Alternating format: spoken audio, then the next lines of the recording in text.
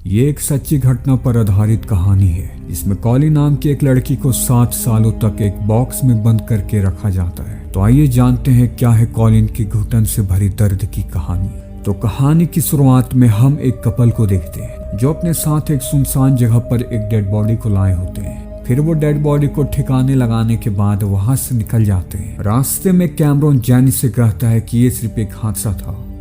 अब scene shift होती है। हमें हाईवे पर कॉलिन नाम की एक लड़की को दिखाया जाता है जो इस बीच हाईवे पर किसी से लिफ्ट का इंतजार करी होती है। तभी हम एक कार को आते हुए देखते हैं और ये कार वही कपल के थे जो रात के वक्त लाश को ठिकाने लगाए थे। ये कॉलिन को लिफ्ट दे देते हैं। रास्ते में कैमरॉन कॉलिन से पूछता है कि तुम यहाँ हाईवे पर। इस पर कॉलिन उसे बताती है कि वो अपने एक दोस्त की बर्थडे पार्टी में उसे सरप्राइज देने आई है।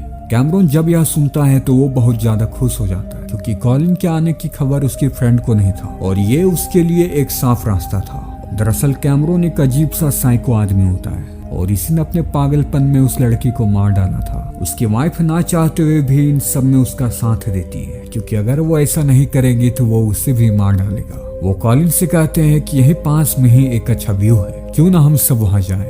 कॉलिन बिना सोचे समझे उन्हें हाँ कह देती है। फिर वो उसे एक सुनसान जगह पर ले जाते हैं जहाँ कॉलिन को थोड़ा अजीब लगता है और तभी कैमरॉन उसे पीछे से कंट्रोल करके उसके आंखों में पट्टी बांध देता है और उसे अपने साथ अपने घर ले आता है। फिर बेसमेंट के किसी एक कोने में उसे बांधता है और उसे बहुत ही बुरी तरह से टॉर्चर करने लगता है। कॉलिन काफी डरी सहमी होती है। उसे समझ नहीं आ रहा होता है कि वो उसके साथ ऐसा क्यों कर रहा है। वहीं जैनिस जो कैमरॉन की पत्नी है वो कॉलिन के चीखने चिल्लाने की आवाज सुन रही होती है पर वो चाह कर भी उसकी कोई मदद नहीं कर सकती क्योंकि वो भी कैमरॉन के पागलपन से डरती है। कैमरॉन के चले जाने के बाद वो उसके पास जाती है और उसे माफी मांगती है। इससे हमें पता चलता है कि जैनिस काफी मजबूर है। ऐसे ही रोजाना कैमरॉन कॉलिन को बुरी तरह से टॉर्चर करता है और हर रात को उसे एक बॉक्स में बंद कर देता है। और रात को जब दोनों बेड पर होते हैं तो जैनिस उससे कहती है कि तुम मुझसे वादा करो कि तुम उसके साथ कुछ भी गलत नहीं करोगे। कैमरॉन कहता है कि तुम चिंता ना करो, मैं इसके साथ कुछ भी गलत नहीं करूंगा। कैमरॉन कॉलिन को जिस बॉक्स में बंद करके रखता है उसमें वो एक ऑक्सीजन की पाइप लगा देता है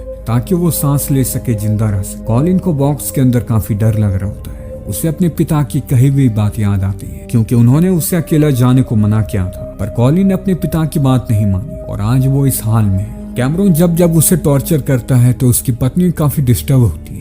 कॉलिन की चीखें उसे सुनाई ना दे इसलिए वो अपने हेडफोन की वॉल्यूम को और भी ज्यादा तेज कर लेती है। दूसरी ओर कॉलिन के पेरेंट्स उसकी मिसिंग की कंप्लेन लिखवाने पुलिस स्टेशन जाते हैं क्योंकि वो पिछले कई दिनों से गायब है। ऐसे ही अब 6 महीने बीत जाते हैं और वो अब भी कॉलिन को कैद में किए हुए है। जैनिस कैमरॉन से कहती है कि क्यों ना अब हम कॉलिन को छोड़ दें क्योंकि हमारी अब बेबी आने वाली है और अगर वो ये सब देखेगी तो उसका इस पर बहुत बुरा असर पड़ेगा। कैम इस पर थोड़ा सोचता है पर उसे कहीं ना कहीं डर भी होता है कि अगर वो उसे छोड़ देगा तो हो सकता है कि वो पुलिस स्टेशन जाके उसके बारे में सब कुछ पुलिस को बता दे और ये कैमरॉन ऐसा हरगिज भी नहीं चाहता है। कैमरॉन उसे कहता है कि मैंने इसके बारे में कुछ सोचा है, तुम्हें इसकी चिंता करने की जरूरत नहीं है। वो घर जाकर कॉलिन से मिलता है और उससे कहता है कि घबराओ मत, ये मेरा काम है। मैं एक ऐसे कंपनी में काम करता हूँ जो गुलाम को खरीदते और बेचते हैं और यहाँ पर तुम मेरी गुलाम हो। अगर तुमने यहाँ से कभी भी भागने की कोशिश की तो मेरे कंपनी वाले तुम्हें मार डालेंगे और साथ ही तुम्हारे पूरे परिवार को भी। कैमरॉन उसके अंदर इतना डर बैठाना चाह रहा होता है कि वो कभी भी यहाँ से भागने की कोशिश ना करे और अगर वो कभी भाग भी गई तो वो पुलिस और अपने घर वालों को ये बात किसी को ना बताए। वो कॉलिन को कई सारी झूठी कहानियां भी सुनाता है कि जिन्होंने भागने की कोशिश की उनके साथ क्या क्या हुआ। यहाँ कैमरॉन उसे एक पेपर पर साइन करने को कहता है और कहता है कि तुम मेरे साथ मेरे घर में पूरी तरह से सुरक्षित हो। उसे लगता है कि कैमरॉन उसे जो कुछ भी कह रहा है वो सब सच है। कॉलिन उसकी बनाई हुई बातों में आ जाती है। फिर कैमरॉन उसके गले में एक पट्टा बांध देता है और कहता है कि तुम्हें आज से वो हर एक काम करना होगा जो मैं तुमसे कहूंगा। आज से तुम मुझे मास्टर कहो और मेरी पत्नी को मैम, और जब भी मैं तुम्हें टेंशन बोलूं तुम्हें अपने दोनों हाथ ऊपर करके खड़े हो जाना है। समय बीतता है और फिर हमें 1 साल बाद कॉलिन को दिखाया जाता है जो उसके घर में गुलामों की तरह रह रही है।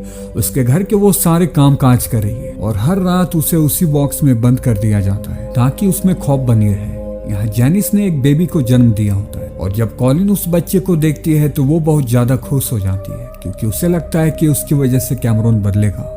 और ऐसे ही 2 साल और गुजर जाते हैं। इतने दिनों बाद भी कॉलिन की वही गुलामों वाली जिंदगी चालू है। एक दिन कॉलिन जब उन्हें खाना सर्व कर रही होती है तो गलती से उसके हाथों से खाने का प्लेट गिर जाता है और इससे कैमरून को बहुत ज्यादा गुस्सा आ जाता है। कैमरून उससे अटेंशन करता है। कॉलिन डरते हुए अपने हाथों को ऊपर करके खड़ी हो जाती है। फिर कैमरून उससे वहीं पर ही टॉर्चर करने लगता है और ये जेनी से देखा नहीं जाता। वो अपने पति के इस पागलपन से तंग आ चुकी थी, पर वो चाह कर भी कुछ नहीं कर सकती। अगले दिन कॉलिन जब कपड़े सुखा रही होती है तो कैमरून उसे एक कहानी सुनाता है कि एक बात की बात है कि कंपनी में काम करने वाले एक आदमी के पास एक गुलाम था, जैसा कि तुम अभी मेरी गुलाम हो। एक दिन उसके यहाँ से वो गुलाम लड़की भाग गई और उसने पुलिस स्टेशन जाकर कंप्लेंट दर्ज की। फिर पता है क्या हुआ? पुलिस वालों ने हमारी कंपनी को ये बात बता दी, क्योंकि पुलिस वाले भी हमारे ही आदमी थे। लड़की को वापस लाया गया, फिर उसे बहुत ही बुरी तरह से तड़पा तड़पा कर मार दिया गया। यहाँ कैमरून उसे ये सब बताकर उसमें डर बनाए रखना चाहता है ताकि वो भागने की कोशिश ना करे। इसके बाद वो कॉलिन को अपने साथ उस जगह पर लेके जाता है जहाँ वो काम करता है। असल में कैमरून लकड़ी काटने का काम करता है। यहाँ पर 2 आदमी होते हैं जो कैमरून के मालिक होते हैं, इसलिए वो कॉलिन से कहता है कि तुम यहाँ पर मुझे मास्टर नहीं कहोगी, यहाँ पर तुम मेरी मदद करोगी जो मैं तुमसे कहूंगा। कॉलिन उसके काम में मदद करती है। उसे यहाँ कर थोड़ा अच्छा भी लग रहा होता है क्योंकि वो कई दिनों बाद खुली जगह पर ताजी हवा ले रही है। कैमरून जब लकड़ी काट रहा होता है तो गलती से उसके पाँव में चोट लग जाती है और वो वहीं पर ही गिर जाता है। कॉलिन के पास एक अच्छा मौका है कि वो यहाँ से भाग सके, लेकिन उसमें इतना डर बैठ चुका था कि वो वहाँ से भागने की हिम्मत नहीं करती। वो कैमरून की मदद करती है और उसे घर वापस ले आती। उसके जख्म को जब वो साफ कर रही होती है तभी वहाँ पर जेनिस आ जाती है और ये देखकर उसे बिल्कुल भी अच्छा नहीं लगता, इसलिए वो कॉलिन को वहाँ से तुरंत जाने को कहती है। और ऐसे ही 2 साल और बीत जाते हैं। कॉलिन को इनके घर में कैद हुए पूरे 4 साल हो चुके हैं, लेकिन उसे पता नहीं है कि वो यहाँ कितने सालों से है। एक दिन कैमरून और जेनिस अपनी बेटी को लेकर बाहर घूमने जाते हैं तो उस दिन कॉलिन को बॉक्स में अजीब से डरावने सपने आते हैं, इसलिए वो बॉक्स को अपने पैरों से जोर जोर से मारने लगती है, इससे कि बॉक्स खुल जाता है।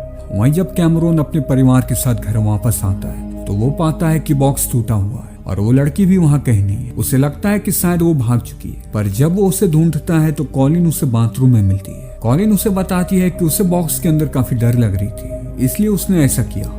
कैमरून यहाँ समझ जाता है कि कॉलिन उसे कभी भी छोड़कर भाग नहीं सकती, इसलिए वो मुस्कुराता है और ऐसे ही 3 साल और गुजर जाते हैं। कॉलिन को यहाँ पूरे 7 साल हो चुके हैं। कैमरून की बेटी भी अब बड़ी हो चुकी है। कॉलिन ने अपनी जिंदगी को उनके नाम कर दिया होता है क्योंकि वो समझ चुकी थी कि जो भी है वही उसकी जिंदगी है। लेकिन एक दिन कैमरून उससे कहता है कि तुम्हारे लिए एक खुशखबरी है, कंपनी वालों ने तुम्हारे अच्छे बिहेवियर की वजह से तुम्हें अपनी फैमिली से मिलने का मौका दिया है। इस बात से कॉलिन को काफी ज्यादा खुशी होती है। जाने से पहले कैमरून उसे एक गन देता है और उसे अपने आप को शूट करने को कहता है। कॉलिन उसका ट्रिगर दबा देती है, लेकिन उसमें गोली नहीं होती है, वो बिल्कुल खाली होती है। इससे कैमरून को भरोसा हो जाता है कि वो अपने घर वालों को कुछ भी नहीं बताएगी।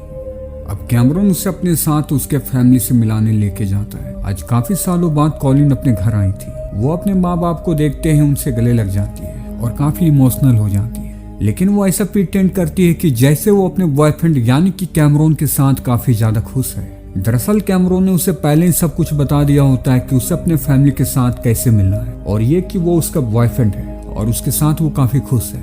कॉलिन अपने घर वालों को कुछ भी नहीं बताती। रात को जब सभी डिनर कर रहे होते तभी उसकी बहन उससे कहती है कि तुम 7 सालों बाद घर वापस आई हो, इसलिए तुम कुछ दिन और यहाँ रहोगी। कॉलिन जब सुनती है कि वो 7 सालों बाद घर वापस आई है तो उसे काफी हैरानी होती है। उसका दिल अंदर से रोता है कि वो 7 सालों से कैमरून के यहाँ कैद थी। उसकी बहन उसे इस तरह देखती है तो उसे शक होता है कि कुछ तो बात है जो कॉलिन उससे छुपा रही है, इसलिए वो उसे अकेले में ले जा करके पूछती है कि क्या तुम तो ठीक तो हो? तुम्हें अगर किसी तरह की दिक्कत है तो तुम मुझे बता सकती हो, मैं तुम्हारी बहन हूँ, तुम्हारी मदद करूंगी। अपनी बहन की ये बातें सुनकर कॉलिन को लगता है कि उसे अपनी बहन को सब कुछ बता देना चाहिए। और इससे पहले कि कॉलिन अपनी बहन को कुछ बताती, कैमरून वहां जाता है और कैमरून को देखते ही कॉलिन अपना मन बदल लेती है। फिर कैमरून उसे अपने घर वापस ले आता है। जेनिस अपने पति के आए दिन के इस रवैये से काफी ज्यादा परेशान हो चुकी थी, इसलिए वो तय करती है कि वो अब और उसके साथ नहीं रह सकती। अगले दिन वो अपनी बेटी को लेकर यहाँ से चली जाती है। इससे कैमरून काफी ज्यादा दुखी हो जाता है। उसे उदास देखकर कॉलिन उससे कहती है कि वो उसकी मदद कर सकती है, पर कैमरून उस पर चिल्लाता है और कहता है कि तुम मेरी बीवी बनने की कोशिश मत करो, जिसके बाद वो कॉलिन को उसी बॉक्स में बंद कर देता है। दूसरी ओर उसकी वाइफ जेनिस को अपनी गलतियों का पछतावा हो रहा होता है। उसे एहसास हो चुका है कि उसने कितने पाप किए। वो चर्च में बैठी अपनी गलतियों के लिए ईश्वर से माफी मांग रही होती है और अब वो अपनी गलतियों को सुधारना चाहती है। इसलिए वो वापस से कैमरून के घर जाती है और कॉलिन को आजाद करके अपने साथ ले आती है। क्या आज तक कैमरून ने तुम्हें जितने भी कहानियों जो भी कुछ कहा है वो सब के सब झूठ थे। ऐसी कोई भी कंपनी नहीं है जो लोगों को गुलाम बनाती है। वो कैमरून के बारे में उसे सब कुछ बता देती है। फिर उसे वो एक बस स्टॉप पर छोड़ देती है और उससे कहती है कि अब तुम्हें अपने घर जाना चाहिए, तुम्हें चिंता करने की कोई भी जरूरत नहीं है। कॉलिन बस में चढ़ जाती है और अपने घर आ जाती है। कॉलिन अब पूरी तरह से आजाद थी और आज पहली बार उसने कई सालों बाद चैन की सांस ली, क्योंकि उसे सारी सच्चाई का पता चल चुका था। दूसरी ओर जैनिस ऑफिसर को कैमरून के बारे में सब कुछ बता देती है, जिसके बाद कैमरून को अरेस्ट कर लिया जाता है। यहाँ ध्यान देने वाली बात यह है कि ये एक रियल स्टोरी है और ये जो स्क्रीन पर आप जिस फोटो को देख रहे हैं यह है कैमरून और उसकी पत्नी जैनिस। इन्होंने कॉलिन को 7 सालों तक कैद करके रखा था और उसे हर रात को बॉक्स में